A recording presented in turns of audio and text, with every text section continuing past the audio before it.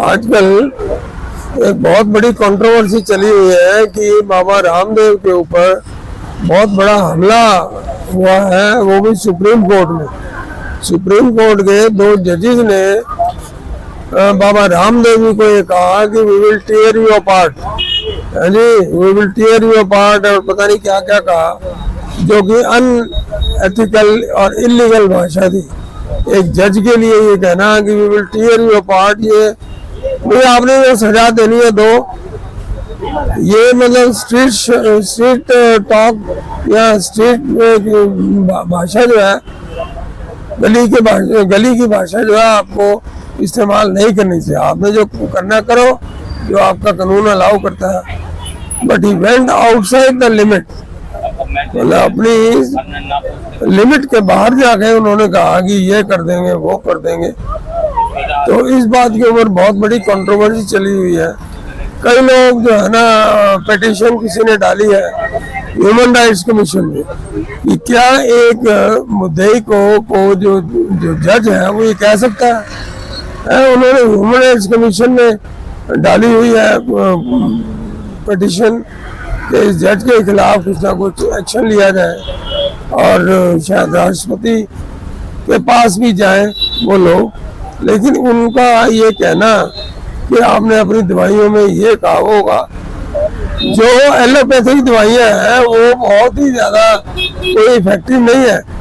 NDTV में एक बहस हुई थी इसी बात के ऊपर कि जो अल्टरनेटिव मेडिसिन और एलोपैथिक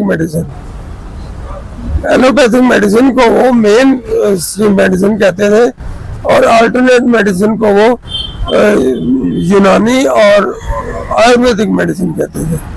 तो मैंने एनडीटीवी के स्टूडियो में कहा था कि जो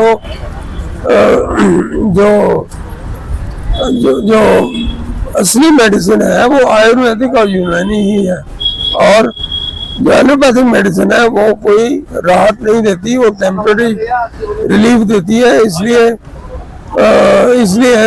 एलोपैथिक मेडिसिन को अल्टरनेटिव मेडिसिन कहना चाहिए, और जो असली मेडिसिन है वो आयुर्वेदिक और यूनानी ही है।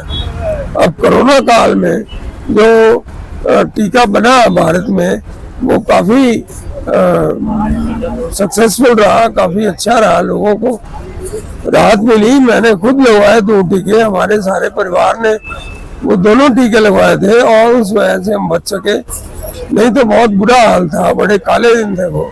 और उन दिनों में जो भारत की जो मेडिकल ताकत बनी है, उससे जो वेस्टर्न कंपनीज हैं वो बहुत परेशान है।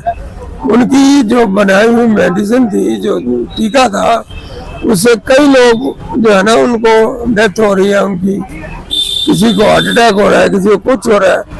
लेकिन भारत में जो टीका बना था वो काफ़ी सक्सेसफुल था, और वो दुनिया के कई देशों को दिया भी गया था, फ्री में दिया गया था।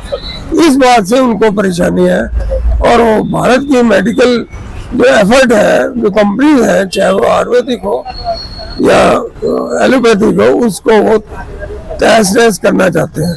इसके लिए उन्होंने बहुत स्ट्रेटजी बनाई है।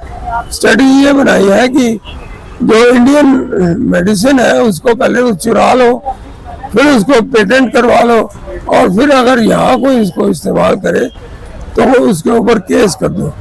और करोड़ों रुपए का जो है ना जुर्माना उसने करने की धमकी दी है बाबा रामदेव को। ये करोड़ों रुपए जुर्माना लगाना तो आपका हाथ ही नहीं है। जो एक प्रशांत भूषण नाम का एक जो वकील था, उसको 1 रुपये का जुर्माना लगाया था, और उसने 1 रुपया निकाल के जो है ना जमा करा दिया। मतलब वो सुप्रीम कोर्ट ने अपना अपमान खुद किया था उस समय। 1 रुपया जुर्माना लगाना तो लगाओ, उसको पता लगे कि मैंने गुनाह किया है। 1 रुपये जुर्माना लगा के आपने उसको छोड़ दिया। अन्ना मूवमेंट का वो एक बहुत बड़ा चेहरा था, शायद इसलिए उसको छोड़ दिया है। मुझे पता नहीं है किस बात से, इसलिए उन्होंने छोड़ा उसको सिर्फ 1 रुपये में। और यहाँ जो आदमी इतनी अच्छी दवाइयाँ बना के लोगों की सेवा कर रहा है, उन लोगों की उसको जो है ना आप धमकियां दे रहे हैं, उसके असिस्टेंट को, आचार्य बालकृष्ण को भी आप धमकी दे रहे हैं। ये बहुत ही एक अभद्र भाषा है जो सुप्रीम कोर्ट ने इस्तेमाल की है। इसलिए मतलब क्या ये डराने वाली बात है कि अगर कोई भारतीय अच्छी दवाएं बनाएगा तो उसको भी यही भुगतना पड़ेगा। ये एक मतलब ऐसी बात है जो समझ में नहीं आ सकती। और ये जो जस्टिस अमानुल्लाह है वो अभी ये पॉइंट 2023 में पॉइंट हुआ है और he was not from the legal line. पता नहीं कोई उनको क्यों उनको अपॉइंट किया गया, हमें पता नहीं इस बात का। तो इसलिए उनकी भी बैकग्राउंड को चेक किया जाना चाहिए।